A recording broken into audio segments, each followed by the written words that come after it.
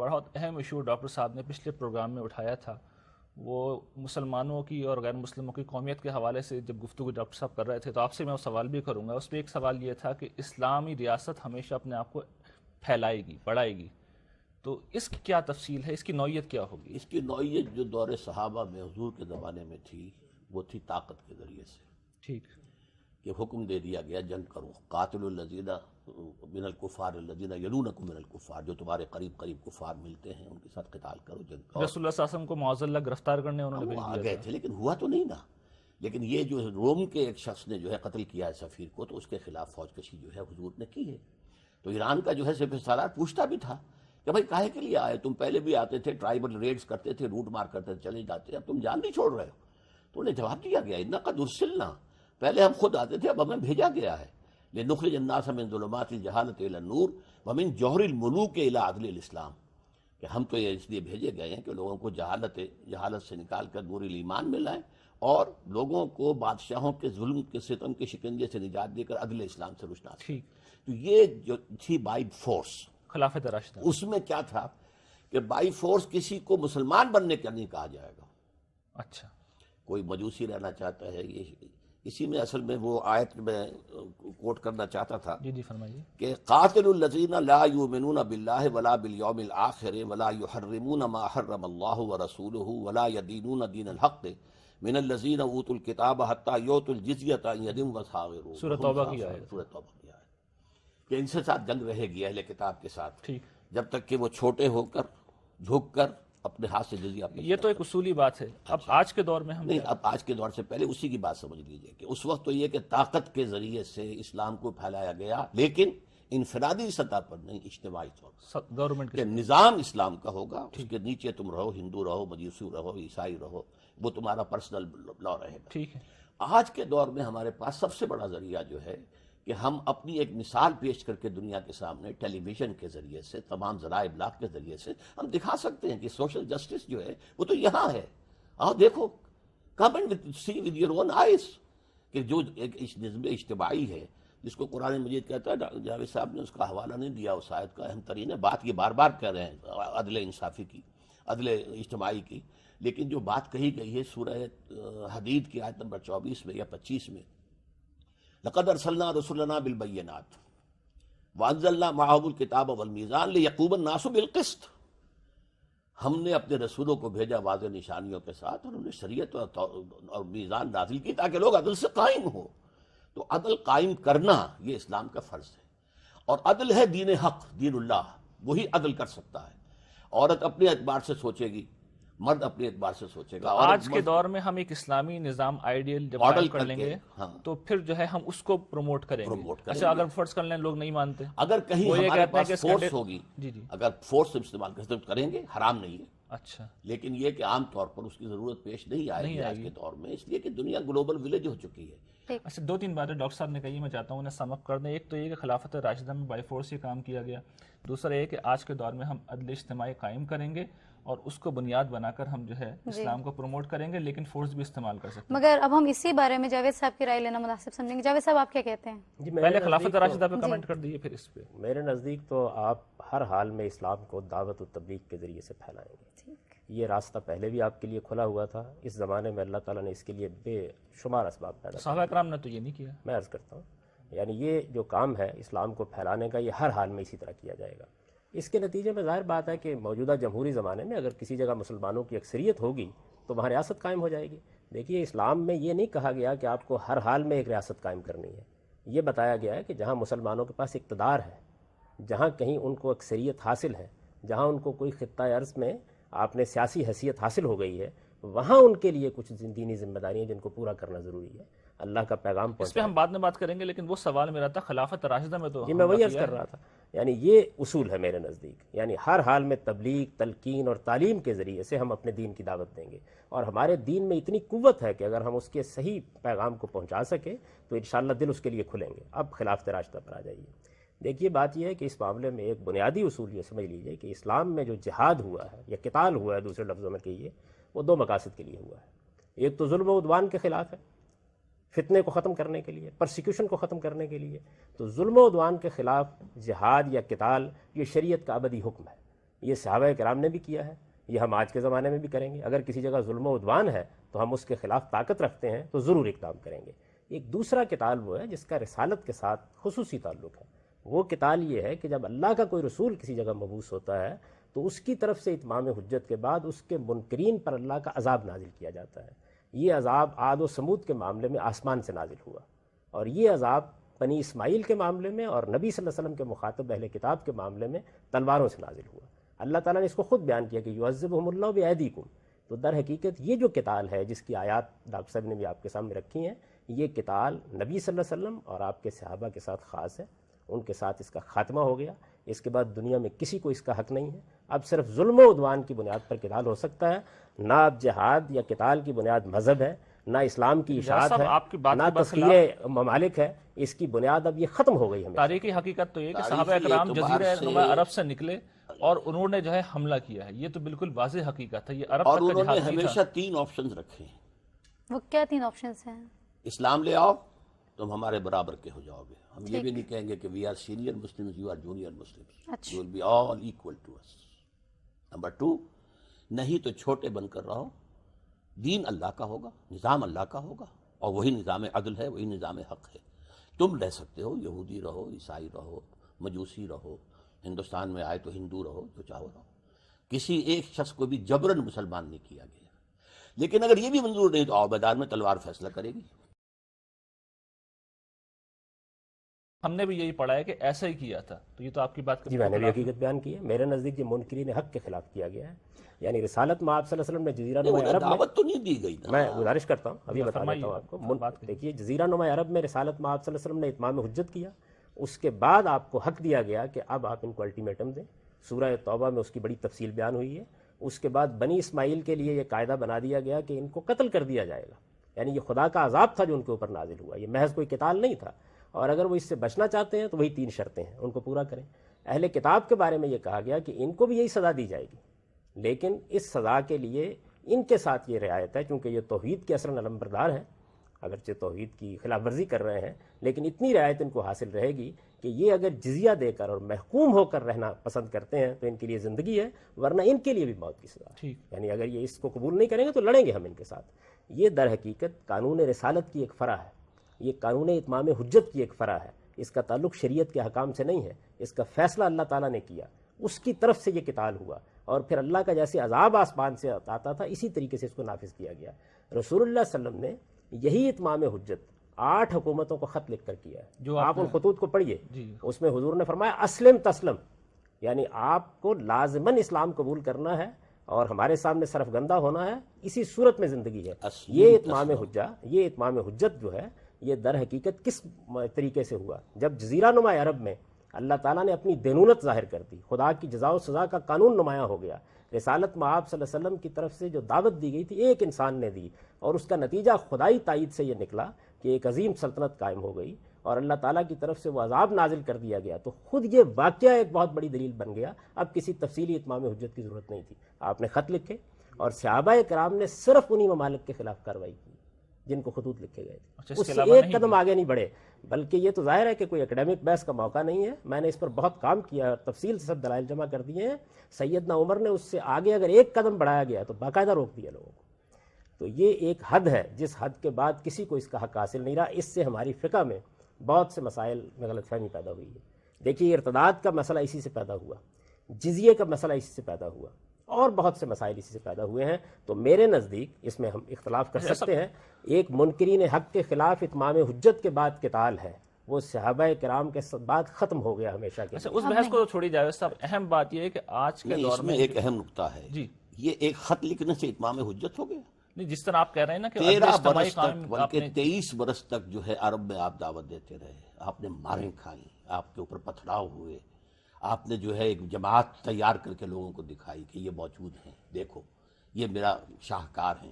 اس سے اتمام حجت تو اس سے ہوتا ہے، ایک خط لکھنے سے کیا ہوا؟ تو مطلب آپ غامدی صاحب کی بات سے اگری نہیں کر رہے؟ قتل نہیں، کیوں؟ وہ تو طاقت کے ساتھ کیا گیا کہ مسلمان کے اندر اگر جان ہے تو وہ غیر اسلامی نظام دنیا میں قائم نہیں رہنے دے گا۔ اگر نہیں ہے جان، طاقت نہیں ہے، ہاں کسی شخص کو بھی انفرادی طور پر مجبور نہیں کیا جائے گا کہ وہ مسلمان ہو، یہی جو اہل کتاب کا قانون ہے، یہ پوری دنیا کے اوپر یہ قانون پھر لاگو ہوا ہے ہندو. اور یہ بھی بات بالکل غلط ہے تاریخ کے اعتبار سے، اس لیے کہ حضور خلافت راشدہ کے اندر سندھ تک بھی لوگ آئے ہیں، خراسان، ماوراء النہر، وہاں سب گئے ہیں، وہاں کوئی خط نہیں گیا تھا حضور کا، صرف ایران تک خط گیا ہے. اب وہ تو یہ کہ خط کے تو کچھ معنی نہیں ہوتے. ایک خط آپ ہے. جو کیا کہہ رہے ہیں مجھے اجازت دیجیے کہ میں اس کے بارے میں عرض کروں. میں نے یہ بتایا ہے کہ اتمام حجت رسالت پاک صلی اللہ علیہ وسلم نے جب اپنی قوم پر کیا ہے تو اس کو تو ان مراحل سے گزرنا تھا. اس کے بعد وہ واقعہ ہو گیا جس کا سورہ برات میں ذکر ہے. ایک شخص نے اللہ تعالیٰ کی دینونت اور جزا و سزا کو قائم کر دیا. اس واقعے کو اس وقت کی متمدن دنیا دیکھ رہی تھی. رسالت پاک صلی اللہ علیہ وسلم زیر بحث تھے ان ممالک میں. اس کے بعد آپ نے یہ خطوط لکھے اور انہی تک صحابہ کرام نے کارروائی کی ہے. سندھ میں صحابہ کرام نے کوئی کارروائی نہیں کی، اسپین میں صحابہ کرام نے کوئی کارروائی نہیں کی. وہ ایک الگ بحث ہے کہ اس کارروائی کے اسباب کیا ہوئے. انہوں نے بالکل انہی جگہ پر کی ہے. اچھا، اب کسی موقع تو ایران کا حصہ تھا، وہ ایران کا حصہ تھا. اچھا دیکھیے، میں آپ سے عرض کروں کہ اس معاملے میں منکرین حق کے خلاف اتمام حجت کے بعد جس قانون کا اطلاق کیا گیا ہے، اس قانون کا ہم سے کوئی تعلق نہیں ہے، اور میرے نزدیک یہی غلط فہمیوں کا باعث بنا ہے. اس سے وہ نقطہ نظر بنتا ہے جو ڈاکٹر صاحب بیان کر رہے ہیں کہ اس وقت بھی دنیا میں اگر اسلامی حکومت قائم ہو گئی تو وہ ساری دنیا کو یہ الٹیمیٹم دینے کا حق رکھتی ہے اگر اس کے پاس طاقت ہو. دیکھیے، مثال کے طور پر آپ امریکہ جیسی سپر پاور ہو جاتے ہیں، طاقت ہے آپ کے پاس، تو ڈاکٹر صاحب کا موقف یہ ہے اور بہت سے دوسرے لوگوں کا بھی موقف یہ ہے کہ اس کے بعد ہم ان سے یہ کہیں گے کہ تم اسلام کو ہم نہیں مجبور کرتے تمہیں قبول کرنے کے لیے، لیکن بہرحال حکومت ہماری ہوگی اور ہم حکومت کے ہاتھ میں. بالکل صحیح ہے، اور اس وقت یہی کر رہا ہے امریکہ. نظام ہمارا ہوگا تو مسلمان رہ سکتے. لیکن اس کا مطلب ہے اس اصول کو تو جسٹیفائی ہم بھی کر رہے ہیں، یعنی امریکہ سے ہم یہ شکایت نہیں کر سکتے، اس لیے کہ نظام عدل کا سوال ہے، ان کا اپنا تصور ہے نظام عدل کا. یعنی اس پہ تو اختلاف ہو سکتا ہے لیکن اس اصول پہ اب آپ کو کوئی اختلاف نہیں ہے. اگر ہم امریکہ ہوتے تو ہم یہ کر سکتے تھے، ہم کرتے جو عراق کے ساتھ امریکہ نے کیا وہ یہی صحیح مولانا تھا. سید ابوالعلا صاحب موجودہ اگر ہم اس کی جگہ ہوتے تو یہی موقف اس وقت جو بہت سے لوگ جہاد و قتال کر رہے ہیں ان کا موقف ہے. دیکھیے، اسامہ بن لادن کی بھی اگر آپ تحریریں پڑھیں، جہاد و قتال کو کنفیوز مت کیجیے. اسامہ بن لادن کی بھی اگر آپ تحریریں پڑھیں تو وہ کیا کر رہے ہیں؟ وہ یہ کر رہے ہیں کہ سورہ توبہ کی وہی آیات جو قانون اتمام حجت سے متعلق ہیں وہ انہوں نے لکھی ہیں، بیان کی ہیں، ان کی ویب سائٹس پر دیکھ لیجئے، اور انہی کی بنیاد پر وہ کارروائی کر رہے ہیں.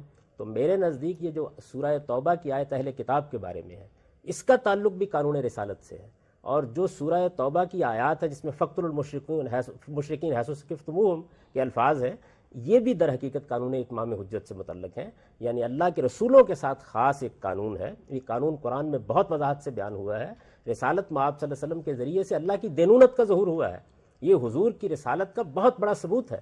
یعنی ایک شخص نے یہ کھڑے ہو کر کہا کہ میں خدا کی دینونت، خدا کی جزا و سزا جو قیامت میں برپا ہونی ہے وہ زمین پر برپا کر کے دکھا دوں گا، اور وہ دکھا دی گئی.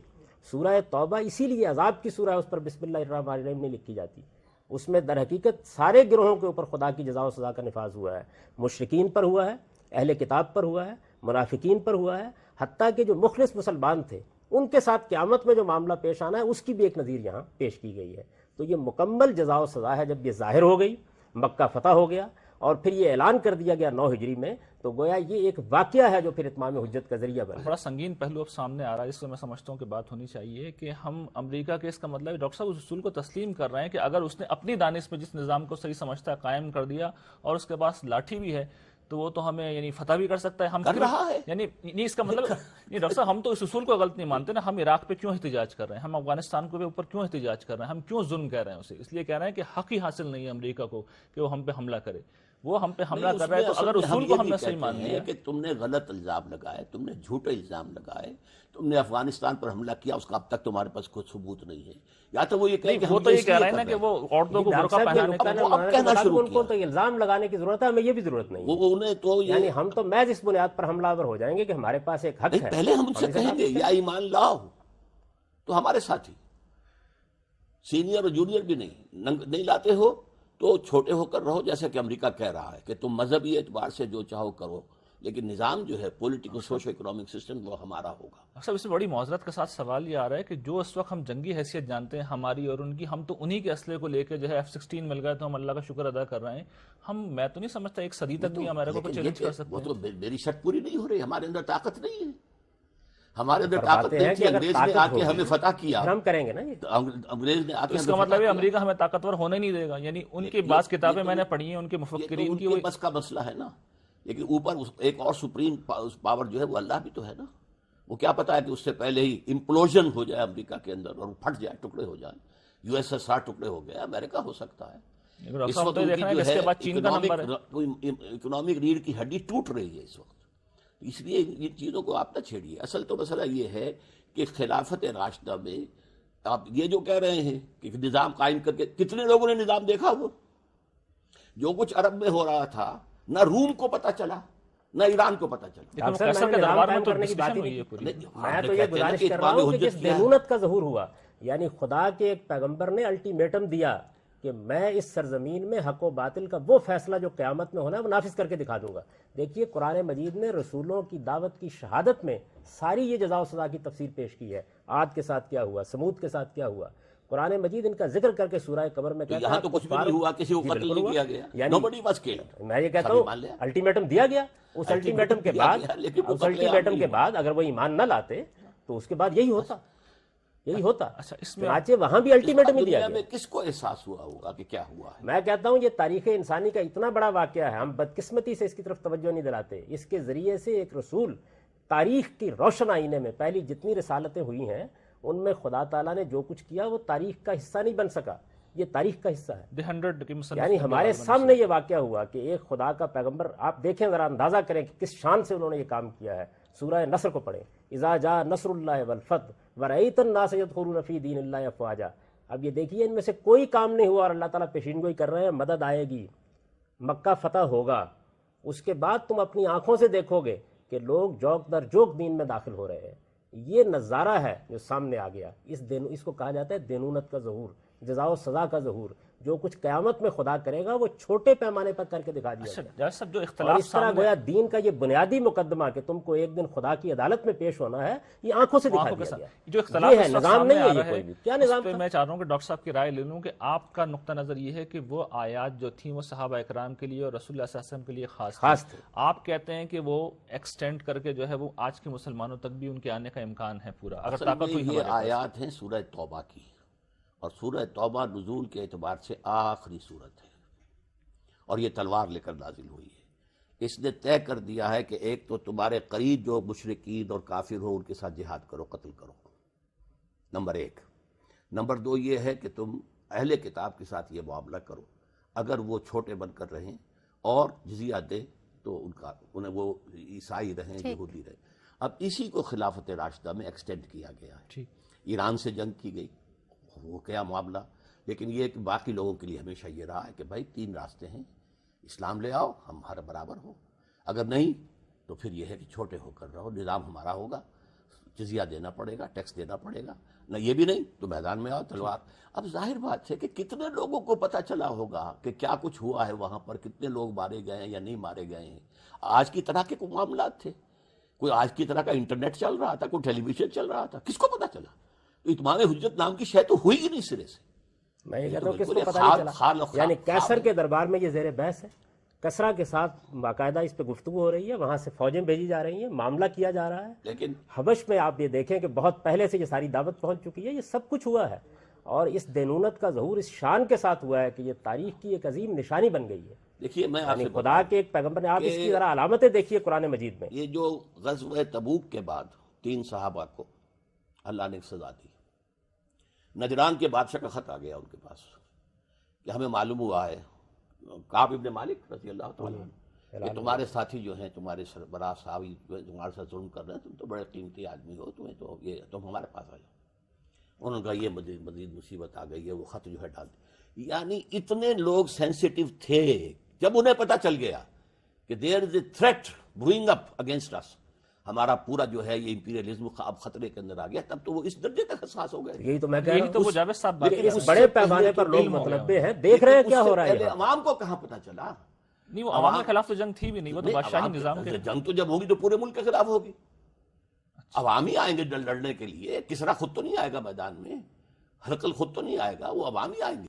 مسلمان ممالک میں جو غیر مسلم رہتے ہیں، ڈاکٹر صاحب میں آپ سے شروع کرنا چاہوں گا کہ ان کی کیا حیثیت ہوگی، خاص طور پر پاکستان کے پس منظر میں؟ میں نے اس سلسلے میں سب سے پہلے پروگرام میں عرض کیا تھا کہ ایک اسلامی ریاست میں غیر مسلم پروٹیکٹڈ مائنورٹی ہوں گے۔ اسے کوئی تنزن کہنا چاہے سیکنڈ ریٹ سٹیزن تو میں اس کو بھی گوارا کروں گا، یعنی یہ ہے کہ انہیں حقوق حاصل ہوں گے، اپنے مذہب کی پوری آزادی، اپنے معابد کی پوری آزادی، بلکہ ان کی حفاظت مسجدوں سے زیادہ کی جائے گی، اپنے پرسنل لا میں پوری آزادی، شادی بیاہ نکاح طلاق کے معاملات میں، اپنی وراثت میں پوری آزادی، پھر معاشرے کے اندر پارٹیسپیٹ کریں، بزنس کریں، پروفیشنز کے اندر آئیں، گورنمنٹ سروس میں آئیں، چاہیں تو فوج میں بھی آ جائیں۔ یہ معاملہ البتہ یہ کہ ایک معاملے میں میں اختلاف کر دوں کہ میرے نزدیک اسلامی ریاست میں مسلمان سے جبری بھی فوجی بھرتی جو ہے وہ لی جا سکتی، ڈرافٹنگ ہو سکتی ہے اسلامی ریاست کے اندر، اور یہ معاملہ حضور کی سیرت سے ثابت ہے، لیکن کسی غیر مسلم سے نہیں۔ اگر وہ اپنے طور پر چاہیں تو آ سکتے ہیں، البتہ ایک خاص لیول تک، اس سے اوپر انہیں نہیں جانے دیا جائے گا کہ جو highest level of policy making ہے اس میں وہ پارٹیسپیٹ نہیں کریں گے۔ باقی ان کے حقوق ہوں گے، اور ان حقوق کے بدل میں اس کے جزا کے طور پر جزیہ دیں گے، ٹیکس دیں گے، یہ ان کا رہے گا۔ البتہ یہ کہ ان کے حقوق جو ہیں ان میں کہیں دست درازی ہو رہی ہے، کوئی زیادتی ہو رہی ہے، تو سوائے اس کے کہ ان کی پولیس وغیرہ کے ذریعے سے ہی وہ ریڈریس چاہیں، ان کا ہم کہہ سکتے ہیں کہ آپ اپنی ایک کمیٹی، اپنی پارلیمنٹ، اپنا ہاؤس منتخب کر لیں تاکہ وہ آپ کی طرف سے گفتگو کرنے کی مجاز ہو۔ اچھا جاوید صاحب، یہی سوال ہم آپ سے کرنا چاہیں گے کہ غیر مسلم اقلیت کو آپ ایک اسلامی ملک میں کس حیثیت میں دیکھتے ہیں؟ دیکھیے جی، میں نے جو اسلامی ریاست کے لیے اصول بیان کیے ہیں، آپ کے علم میں ہے کہ ان میں کوئی یہ مسئلہ زیر بحث نہیں آیا۔ جو آیت اس زمن میں جزیے کی پیش کی جا رہی ہے، میں عرض کر چکا ہوں کہ اس کا تعلق اس زمانے کے اہل کتاب کے ساتھ نہیں ہے۔ چنانچہ اس وقت نہ تو جزیے کا کوئی سوال ہے، نہ کسی کو ذمہ بنانے کا کوئی سوال ہے۔ ویسے کلاسیکل فقہ میں بھی ذمہ صرف مفتو لوگ ہوتے ہیں۔ ہمارے ساتھ اب غیر مسلموں کا معاملہ معاہدین کا ہے۔ ہم پاکستان میں بھی ان کے ساتھ معاہدہ کر چکے ہیں، ہم اقوام متحدہ کے چارٹر پر دستخط کر کے بھی معاہدے میں بن چکے ہوئے ہیں، اور اس لحاظ سے ان کو برابر کی حیثیت حاصل ہے، وہ اس ریاست کے نظام میں شریک ہوں گے۔ یہ ہمارے اکثریت کے اوپر ہے کہ ہم کیا قانون بناتے ہیں، کیا قانون نہیں بناتے۔ جب آپ نے ایک جمہوری نظام کو قبول کر لیا ہے تو اس کے بعد ظاہر ہے کہ تین صورتیں ہو سکتی ہیں۔ ایک یہ ہے کہ جیسے پاکستان میں ہے، وہ بہت معمولی اقلیت میں ہے۔ ایک ایسی صورت ہو سکتی ہے کہ جہاں ان کی اقلیت کی نوعیت اس طرح کی ہو جیسے مثلا لبنان میں ہے، 51% یا 50% کے قریب کی صورتحال بن جاتی ہے۔ تو ان حالات کے لحاظ سے آپ معاہدات کریں گے۔ اصل میں ہم ایک کانٹیکٹ میں بندھے ہوئے ہیں۔ 11 اگست کو قائد اعظم نے جو تقریر کی ہے اس میں انہوں نے ان کو برابر کی حیثیت دے دی ہے۔ یہاں کوئی جزیہ لگانے کا سوال نہیں ہے، کوئی ان کو دوسرے درجے کا شہری بنانے کا سوال نہیں ہے۔ وہ ریاست کے معاملات میں شریک ہوتے ہیں، پارلیمنٹ میں وہ منتخب ہوتے ہیں۔ میرا نقطہ نظر اس معاملے میں یہ ہے کہ وہ چیزیں جو نصوص سے متعلق ہیں، صرف انہی چیزوں کے بارے میں ہمیں اصرار کرنا چاہیے۔ حرام اور حلال کے فیصلے، جائز اور ناجائز کے فیصلے، یہ قرآن مجید کے پیغمبر صلی اللہ علیہ وسلم کے قطعی ارشادات پر مبنی ہونے چاہیے۔ یہ آیت جو موضوع بنائی جاتی ہے اس کے بارے میں نے اپنی رائے دے دی ہے، اس لیے اس پر مزید کسی بحث مطلب آپ کے خیال میں وہ سیکنڈ ڈگری سٹیزن نہیں ہے، ایکولائزیشن ہے آپ کے نظر میں؟ معاہدین کی حیثیت ہے ان کی، اور ہماری فقہ میں بھی یہ چیز موجود ہے۔ کچھ معاہدین اور اہل صلح ہوتے ہیں، ان کے ساتھ اب جن شرائط پر چاہے معاملہ کر لیں۔ خود رسالت میں آپ صلی اللہ علیہ وسلم نے جب میثاق مدینہ کیا ہے تو اس میں برابر کی سطح پہ ان کو شریک کیا ہے۔ آپ اس کی دفعات کو پڑھ لیجئے، وہ دفاع میں شریک ہیں، ریاست کی دفاع کی ذمہ داری ان پر ڈالی گئی ہے۔ یعنی ایک قتال وہ ہے کہ جو قتال منکرین حق کے خلاف، اس میں امت واحدہ کے لفظ ہیں غالباً۔ جی بالکل یہی ایک قتال وہ ہے جو رسالت میں آپ صلی اللہ علیہ وسلم نے منکرین حق کے خلاف کیا ہے، اس کا معاملہ بالکل مختلف ہے۔ ایک قتال وہ ہے جو ظلم و عدوان کے خلاف کریں گے۔ باقی جہاں تک ریاست کی ایکسپینشن کا تعلق ہے، چونکہ میرے نزدیک اس کی بنیادی دعوت ہے، آپ کو پیغام پہنچانا ہے۔ اگر اللہ تعالیٰ لوگوں کا سینہ کھول دے گا اور کسی اور جگہ مسلمانوں کی اکثریت ہو جائے گی تو وہاں بھی وہ اپنا نظام قائم کر سکتے ہیں۔ تو اس وجہ سے میرے نزدیک یہ سوال پیدا نہیں ہوتا۔ مسلمان یہاں پر اپنے غیر مسلم بھائیوں کو برابر کی سطح پہ شریک کر سکتے ہیں، وہ ان کو پارلیمنٹ میں لے سکتے ہیں۔ جو اس وقت نظام ہے مجھے اس پر بھی کوئی اعتراض نہیں ہے۔ اگر اس معاملے میں کوئی دوسرا معاہدہ ہو جاتا ہے تو اس پہ بھی کوئی اعتراض نہیں ہے۔ مگر ڈاکٹر اسرار کی رائے سے آپ بالکل اتفاق نہیں کر رہے اس بارے میں؟ اتفاق نہیں کرتا۔ میرے نزدیک اس کی بنیاد وہی ہے، اصل میں وہی سورہ توبہ کی آیت ہے۔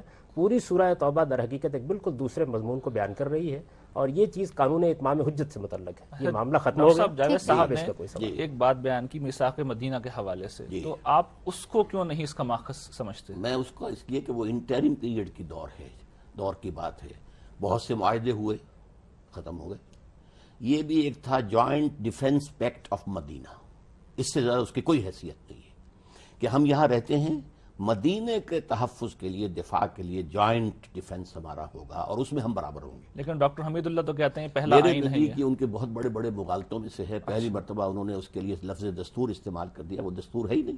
دستور تو آخر میں بنا ہے، جسے یہ کہہ رہے ہیں کہ وہ خاص جو ہے وہ ایک اس پر پس منظر ہے، وہی تو آخری تو وہی ہے، سورہ توبہ کے اندر ہے۔ کہ اہل کتاب کے ساتھ یہ ہوگا، بنو اسماعیل کے ساتھ یہ ہوگا، یہ معاملہ ہے، تو اصل میں تو سارے فیصلے وہی ہیں، اور انہیں ٹائملی قرار دینا تو بہت اس میں بڑی ڈاکٹر صاحب ایک جسارت مسئلہ ہے تو یہ بھی ہے اس آیت کے اندر کہ وہاں پہ مشرکین بھی ہیں، یعنی کہ ہندو، ان کو تو قتل کر دینے کا حکم ہے نہیں، اسی لیکن صورت وہ کے تو اندر۔ قتل ہم نہیں کر سکتے اس لیے کہ ان پر کوئی اتمام حجت ہوا نہیں، وہ تو صرف نبی اور رسول کے ذریعے سے اتمام حجت لیکن ہوا وہ پھر ہے۔ معاملہ یہودی عیسائیوں کے لیے کیوں نہیں لے لیتے؟ اسی طرح ہے، ان کو کہہ دیا گیا ہے کہ آپ رہ سکتے ہیں، آپ عیسائی رہیں، یہودی رہیں، اس سے وہ ہندو بات رہیں، بالکل واضح ہو گئی لیکن اسلام یہ کا در جو ہے حقیقت نظام، سارا معاملہ ہی سورہ توبہ کو جو ہے وہ اصل میں رسول اللہ کے منکرین کے لیے ہے۔ کیونکہ پھر بہت اہم اگر سوال سورہ یہ کا ہے کہ ابتدائی مشرکین بھی حصہ پائے جو جاتے ہے ہیں، اس ان میں کو بھی ماننا مشرکین کے پڑے گا بارے ہمیں۔ میں جو قانون ہے اس کا اطلاق اب آپ کریں گے؟ وہ مسلم جو ہے پروٹیکٹڈ مائنورٹی ہوں گے، انہیں مذہبی آزادی ہوگی، ہر چیز لیکن ہوگی، قائد اعظم لیکن نے اب جو آپ یہ کہہ کہ بالکل برابر، اب اس سے زیادہ میں معذرت چاہتا ہوں، اس سے زیادہ غلط بات کیا ہوگی؟ آپ طے کرتے ہیں قرآن و سنت کے خلاف قانون نہیں بنے گا، ہندو کہتا ہے صاحب وہ ہماری بنی سمرتی موجود ہے، اس کو بھی تو لاؤ نا اس کے اندر، ہم کہاں برابر کے شہری اس بارے میں آپ کیا کہتے ہیں؟ ٹھیک ہے جی، بڑی سادہ سی بات ہے کہ آپ اکثریت رکھتے ہیں، آپ قانون بنائیں گے۔ جب آپ نے امرہم شورا بینہم کا اصول اسلام میں بھی تسلیم کیا، دوسرا یہ کہ اسلامی قانون کی وہ کون سی چیز ہے کہ جس کو آپ کو ان پر نافذ کرنا ہے۔ آپ ان کو پروٹیکٹڈ سٹیزن بھی اگر بناتے ہیں تو ان کی عبادت گاہوں کو تحفظ دیں گے، ان کے بت خانوں کو تحفظ دیں گے، وہ کیا قانون ہے؟ اگر نماز کا اہتمام ہے تو مسلمانوں سے متعلق ہے، اگر زکوٰۃ لینی ہے تو مسلمانوں سے لینی ہے، تو وہ کون سا قانون ہے کہ جس کا ان پر اطلاق ہوگا؟ وہ پارلیمنٹ میں بیٹھے ہوئے ہیں۔ بالکل برابر کہنا کیسے ممکن ہے؟ یعنی آپ مجھے بتائیے نا کہ وہ کون سا قانون ہے جس کو ہم ان پر لازماً لاگو کر دیں گے؟ یعنی ہماری روایت تو یہ رہی ہے کہ اگر وہ اپنی عدالتیں قائم کرنا چاہتے ہیں تو کر لیں، پرسنل لا کے معاملے میں تو آپ ان کو آخری آزادی دینے کے لیے تیار ہوتے ہیں۔ اسی طرح سے جہاں تک فوجداری قانون کا تعلق ہے تو پہلے اسلامی شریعت کو دیکھیں، اس میں ہیں کیا چیزیں؟ یعنی چند قوانین ہیں جو اصل میں انتہائی سزاؤں کی صورت میں بعض جرائم سے متعلق بیان ہوئے ہیں، انہی کو آپ نے نافذ کرنا ہے۔ ان جرائم کے جرم ہونے پر سب کا اتفاق ہے، تو وہ کیا چیزیں ہیں کہ جن کے معاملے میں ہم ان کے اوپر نافذ کریں گے؟ مسلم غیر مسلم دونوں صورتیں ہو سکتی ہیں۔ اچھا، تو دیکھیے بات یہ ہے کہ وہ ان کے مسلمانوں سے نزدیک چور کا ہاتھ کاٹنا جو ہے وہ صحیح نہیں۔ بڑا اہم سوال ہے جاوید صاحب کہ چور کا ہاتھ کاٹنا جو ہے وہ ڈاکٹر صاحب یہ کہتے ہیں کہ وہ جی آپ کی فقہ میں یہ بالکل مسلم مسئلہ ہے کہ اگر غیر مسلم چاہتے ہیں کہ وہ اپنے اس طرح کے قوانین معاملات اپنی عدالتوں میں لے جائیں تو لے جا سکتے ہیں۔ یعنی ہماری عدالت میں آئیں گے تو ہم ہاتھ کاٹ دیں گے۔ پرسنل لا اور اس نوعیت کے جو فرق ہیں یہ تو موجودہ زمانے میں پیدا ہوئے نہیں، ہیں۔ یہ ہمارے ہاں تو صورتحال یہ شراب آپ کے یہاں حرام ہے، آپ ہے۔ کی اسلامی حکومتوں کے اندر ان کی بستیوں میں شراب بنتی رہی ہے، سور پالے جاتے رہے ہیں، اس معاملے میں کبھی قدغن نہیں لگی۔ یہ مسئلہ پیدا ہو گیا کہ مجوس کے یہاں محرمات سے نکاح کا معاملہ رہا ہے، نئی پابندی لگائی گئی۔ آپ یہ دیکھیے ڈاکٹر حمید اللہ صاحبی کا بھی ذکر ہو رہا تھا، انہوں نے اسی کتاب میں جہاں یہ میثاق مدینہ پر بحث کی ہے، یعقوبی عیسائیوں سے متعلق مسلمان ریاستوں کے معاہدات نقل کیے ہیں۔ تو میرے نزدیک یہ نہیں ہے کہ آپ کیا کریں گے، اصل چیز یہ ہے کہ نصوص کیا ہے۔ یعنی آپ کو کسی نص میں اس کا پابند نہیں کیا گیا کہ آپ غیر مسلموں کے ساتھ یہ معاملہ کریں، آپ آزاد ہیں، آپ ان کے ساتھ جو معاملہ چاہیں کر لیں، مسلمان اپنے مسالے کو سامنے رکھیں گے اور اس کی بنیاد پر معاملہ کریں گے۔ عین ممکن ہے کہ لبنان کی طرح آپ کو اس معاملے میں ایک ایسے مصالحانہ دستور پر آنا پڑے جس میں کچھ حقوق آپ کے ہوں، کچھ حقوق ان کے ہوں۔ ہندوستان میں آپ یہ دیکھیے کہ مولانا مودودی جیسے شخص نے جو فارمولہ پیش کیا تھا، اس فارمولے میں کیا تھا کہ ہم اپنے صوبوں میں جہاں جہاں ہماری حکومتیں ہوں گی وہاں ہم اپنے قوانین نافذ کریں گے۔ تو اگر آپ سمجھتے ہیں کہ کسی موقع کے اوپر غیر مسلم یہ کہتے ہیں کہ آپ کے یہ شرعی قوانین جو ہیں ان سے ہمیں استثناء دیا جائے، تو اسلامی شریعت کی روح سے آپ دے سکتے ہیں۔ سر ایک بات ڈاکٹر صاحب اس وجہ سے کوئی پرابلم پیدا نہیں ہوتا اگر آپ ان کو معاہد اور اہل صلح کی حیثیت دیں۔ معاہدین اور اہل صلح آپ کی فقہ کی ایک مستقل اصطلاح ہے۔ لیکن ڈاکٹر صاحب اس بات کو نہیں مانتے کہ ہمارے ہاں جو ہندو موجود ہیں ہم نے ان سے کوئی معاہدہ کر رکھا ہے؟ میرے نزدیک قائد اعظم نے جب یہ اعلان کیا تو لفظ اس میں ہندو بھی استعمال کیا، عیسائی بھی استعمال کیا، بانی پاکستان کا یہ اعلان ہے اور اس اعلان کی حیثیت ایک معاہدے کی ہے۔ اور جو آپ اقلیتوں سے معاہدات کرتے ہیں اس کے بارے میں رسالت میں آپ صلی اللہ علیہ وسلم نے یہ فرمان موجود ہے کہ اگر کوئی خلاف ورزی آپ اس کی کریں گے تو میں قیامت کے دن اس کے خلاف استغاثہ کروں گا۔ معاہدہ دو فریقوں کے مابین ہوتا ہے، کب وہ دو فریق بیٹھے، کب ان کے درمیان معاہدہ ہوا، کب طے ہوا۔ ایک پرنسپلز ہیں جو دے رہے ہیں قائد اعظم 11 اگست کی اپنی تقریر کے اندر کہ یہاں سب کو برابر کیا جائے۔ لیکن ڈاکٹر صاحب وہ دستور ساز اسمبلی سے خطاب تھا، وہ یعنی عوامی جلسہ نہیں تھا، بانی پاکستان کا خطاب ہے، اس میں میری طرف سے ایک معاہدے کا اعلان ہے۔ دیکھیے معاہدے میں ضروری نہیں ہوتا کہ دو فریق بیٹھیں، میں اپنی طرف سے کہتا ہوں کہ میں پابند ہوں اس چیز کا، یہ اعلان قائد اعظم نے کر دیا ہے، میرے نزدیک ہم اب اس کے پابند ہیں، اور یہ کوئی خلاف شریعت نہیں ہے۔ یعنی دین میں وہ کون سی نص ہے جس کے تحت آپ کو پابند کیا گیا کہ آپ ان کو سیکنڈ ریٹ سٹیزن بنائیں؟ کوئی نہیں ہے۔ جو نص بیان کی جاتی ہے میں نے عرض کر دیا کہ اس کا اب جو نص ہے اس کو آپ کہہ رہے ہیں کہ وہ خاص وقت جی بالکل، جس طرح آپ مشرکین سے متعلق اوپر کی آیات کو کہہ رہے ہیں جو استدلال اس کے حق میں وہی استدلال اس کے حق میں ہے. اچھا، پوری سورہ توبہ میں یہ بات بھی میں اختلاف کی جسارت کر رہا ہوں بڑے ادب کے ساتھ. رسول اللہ صلی اللہ علیہ وسلم نے پہلے اپنی قوم پر اتمام حجت کیا، اس کے بعد بقرہ میں، آل عمران میں، مائدہ میں، نساء میں آپ نے اہل کتاب پر اتمام حجت کیا. دونوں پر اتمام حجت کے بعد پھر سورہ توبہ میں جتنے فریق ہیں ان سب کے بارے میں سزا کا اعلان کیا گیا ہے. پہلے مشرکین کے بارے میں، پھر اہل کتاب کے بارے میں، اہل پھر کتاب کا قتل منافقین کا کے تو بارے نہیں میں. آیا ہے جی وہیں آیا سورہ توبہ. بھائی نہیں، ان سے جنگ کرو یہاں تک کہ وہ لیکن ڈاکٹر یہ صاحب وہ سزا ہے. حکم تو سزا کا Ultimately یہ ہے. کہا گیا ہے کہ Ultimately. تمہیں مرنا ہوگا لیکن ورنہ یہ الٹیمیٹم وہاں ہے. ایک یہ ہے کہ ایمان لاؤ ورنہ قتل کر دیے جاؤ. ان سے یہ نہیں کہا گیا کہ ایمان لاؤ ورنہ ان قتل سے کہا گیا جزیہ دو ورنہ قتل کر دیا جاؤ. جزیہ دو، چھوٹے ہو تو کر میں یہی عرض کر رہا ان کا جو ہوں جرم ان کے بیان لیے کیا گیا زندگی ہے کی ضمانت ہے، لیکن وہ اس موقع کے اوپر لازماً آپ کے زیر دست ہو کر رہیں گے. یہ سزا ہے جو ان کو دی گئی ہے. یہ جو الفاظ ہیں اور یہ جزیے کے بارے میں بھی یہ بات کی ہے، ٹیکس ہے، معاف کیجیے، ٹیکس کی کسی تاریخ پر پورا نہیں اترتا. ٹیکس آمدنی میں ہوتا ہے، ٹیکس پیداوار میں ہوتا ہے، ٹیکس آدمی پر نہیں ہوتا. آپ در ایگری حقیقت کریں گے؟ ہوتا دیکھیے ہے. وہاں پول ٹیکس اسی کو کہتے ہیں. آدمی پر افراد ٹیکس کے اوپر نہیں ٹیکس، ہوتا. افراد کے اوپر ٹیکس ہوتا ہے. وہ آپ چیز نہیں کے مان استعمال رہے کا ہیں. معاملہ پول ہے. ٹیکس اس کا نام ہی ہے پول ٹیکس. پاپولیشن بات یہ ہے کہ یہ افراد آپ کسی فرد کے اوپر جب ٹیکس لگاتے ہیں اس کو دنیا کی پوری تاریخ میں ظالمانہ ٹیکس کہا جاتا ہے. آپ کہتے ہیں یہ بچہ پیدا ہوا اس پہ ٹیکس لگا دیا، ہم نے لگائے گئے ہیں دنیا کے اندر. اور لگے رہے لیکن ہیں. ٹیکس کی جو حقیقی تعریف ہے وہ یہ ہے کہ اس کو بہرحال آمدنی اور پیداوار پر ہونا چاہیے. جزیہ اصل میں ایک محکومی کی علامت ہے، وہ آپ کو اپنے ہاتھ سے دینا ہوتا ہے. تو یہ ایک سزا تھی جو نافذ کی گئی. اس سزا میں مشرکین کے لیے ایک قانون ہے، اہل کتاب کے لیے ایک قانون ہے، منافقین کے لیے ایک قانون ہے، اور مسلمان جنہوں نے غلطی کی تھی ان کو بھی سزا دی گئی ہے. ٹھیک ہے. یہ خدائی سزا ہے جو ان پر نافذ ہوئی ہے، اور سورہ توبہ اسی خدائی سزا کو بیان کرتی ڈاکٹر صاحب اس میں ایک مسئلہ ہے. بڑا اس وجہ سے میرے نزدیک یہ نس تو ختم ہو گئی. یعنی دوسرے کے نزدیک ہے تو ٹھیک ہے، وہ ایک رائے قائم کرے گا، لیکن اس کے بعد کوئی نس نہیں ہے. اور میں آپ کو بتا رہا ہوں کہ آپ کی فقہ میں باقاعدہ غیر مسلموں کے لیے دو الگ الگ اصطلاحیں ہیں. ذمی کا درجہ صرف مفتوح ہے لوگوں کے لیے جن کو آپ نے لڑ کر فتح کیا ہے، اگر آپ فقہ کی بات کر رہے ہیں. باقی آپ معاہد ہیں، اہل صلح ہیں. خود صحابہ کرام کے زمانے میں بعض لوگوں سے معاہدات ہوئے ہیں، ان کے لیے جو شرائط طے کر لی گئی ہیں ان شرائط پر عمل کیا گیا ہے. میں اس وقت یہ کہتا ہوں کہ آپ دو معاہدوں میں بندھے ہوئے ہیں. ایک معاہدہ وہ ہے جو قائد اعظم نے 11 اگست کو کیا، اس کا اعلان کیا. ایک معاہدہ وہ ہے جس پر اقوام متحدہ کے چارٹ پر آپ نے دستخط کیے ہیں. آپ دیکھیں یہ 57 ممالک جو ہیں اقوام متحدہ کے ممبر ہیں. آپ نے وہاں جس چارٹر پہ دستخط کیے ہیں اس کو پڑھیے. اس کے اندر آپ کو یہ ماننا پڑا ہے کہ تمام غیر مسلموں کے ساتھ جہاں جہاں وہ اقلیت ہیں، جو بھی اقلیتیں ہوں گی کسی مذہب کی، ان کو برابر کے حقوق. ڈاکٹر صاحب ایک بہت قرآن میں دلیل ہے ڈاکٹر صاحب کے حق میں ہے، وہ یہ کہ یہود و نصارہ کو اپنا دوست نہ بناؤ. تو یہ تو بالکل صریح ہے کہ اس کے بعد تو پھر ہمارا ان سے اس کا رویہ اس قانون سے کیا تعلق ہے؟ یہ میں تو بحثی دوسری کہ خلط مبحث ہو رہا ہے اس وقت. کیا ہو رہا ہے؟ کیا وہ اسلامی ہے؟ عصر حاضر کی آپ بات کر رہے ہیں. تو جو کچھ ہو رہا ہے اس کو دلیل کے طور پر لانا کہ آپ نے یونائٹڈ نیشنز کے چارٹر پر دستخط کیے ہیں. لیکن سر معاہدے کی پابندی تو ہم پہ وہ دیکھیں لازم سر، ہو سوال جاتی تو ہے نا. یہ ہم کو کر رہے ہیں، لیکن یہ کہ کیا یہ اسلام کی روح سے درست ہے؟ آپ اللہ کے سوا کسی اور کی سوورنٹی قبول کر رہے ہیں. اس کا پھر مطلب یہ ہے کیونکہ آپ ایک عملی دائی ہیں، یعنی آپ ایک پوری تحریک چلا رہے ہیں. جس وقت فرض کیجیے آپ کی جماعت آ گئی اقتدار میں تو ہم اقوام متحدہ سے ودرا کر لیں گے. کر سکتے ہیں اگر ہم سمجھیں کہ ظلم کر رہی ہے اور بڑی ظالم قوتوں کی پشت پناہی کر رہی ہے. اور جو کچھ قائد اعظم نے کہا ہے جو اس کچھ سے کر بھی رہی ہے اسرائیل کے لیے، ہمیں 10 دفعہ لعنت بھیجنی چاہیے اس کے اوپر. نہیں، وہ جو بین الاقوامی سگنیچر ہے، وہ جو قانون ہے کہ ہم اقلیتوں کی حفاظت کریں گے، ہم یہ کر سکتے ہیں. نہیں ٹھیک ہے، اقلیتوں کی حفاظت تو میں کہتا ہوں پروٹیکٹڈ مائنورٹی آپ وہ کریں گے. وہ تو کریں گے، لازماً کریں گے. نہیں، یہ بھی اس میں آپ نے اور ان پر جبر کبھی نہیں ہوگا. مذہب کی بنیاد پر آپ کوئی ڈسکرمنیشن نہیں کریں گے، یہ بھی اس میں یہ شامل بھی اس میں شامل ہے. مگر آپ کہہ پڑھیے رہے ہیں اس آپ چارٹ کو. ڈسکرمنیشن کریں میں گے. نہیں مانتا اس کو. لیکن اسلامی خلافت جو ہے جب بھی قائم ہوگی تو وہ اس طرح کے کسی معاہدے پر دستخط نہیں کرے گی، اور کر رکھا ہوگا تو اسے واپس لے لے گی. دیکھیے یہ اصولی بات یہ ہے کہ اگر کوئی معاہدہ قرآن و سنت کے خلاف ہے تو ہم نہیں مانیں گے. یہ اصولی بات ٹھیک ہے، لیکن میرے نزدیک یہ قرآن و سنت کے خلاف نہیں. یہ علیحدہ مسئلہ. خواتین ایک اسلامی ریاست میں کیا ان کا کردار ہوگا، کیا ان کی حیثیت ہوگی؟ ڈاکٹر صاحب آپ کیا کوئی سربراہ حکومت ہو سکتی ہے کوئی میرے خاتون؟ نزدیک عورتوں کا اپنا ایک کردار ہے مسلمان معاشرے میں بحیثیت مجموعی. جی ٹھیک. اس کے ساتھ ان اسپرٹ ان کا سیاست میں حصہ لینا جو ہے وہ کمپیٹیبل نہیں ہے. اچھا، کمپیٹیبل نہیں ہے یا بالکل نہیں؟ بالکل نہیں کمپیٹیبل نہیں ہے نا اس پورے ایک نظام کے ساتھ. وہ قانونی بات میں نہیں کر رہا. مناسبت نہیں رکھتا. ہر ایک چیز کا ایک نظام ہے. نظام بحیثیت مجموعی کچھ تقاضے رکھتا ہے. اس میں عورت کا اصل مقام کیا ہے، عورت کا اصل کام کیا ہے، عورت مستقبل کی نسل کی جو ہے پروان چڑھانے والی اور تربیت دینے والی. وقرن فی بیوتکن جو ہے قرآن نے کہا ہے. اس اعتبار سے تو وہ کمپیٹیبل نہیں ہے. البتہ قانوناً عورت کو ووٹ کا حق دیا جائے.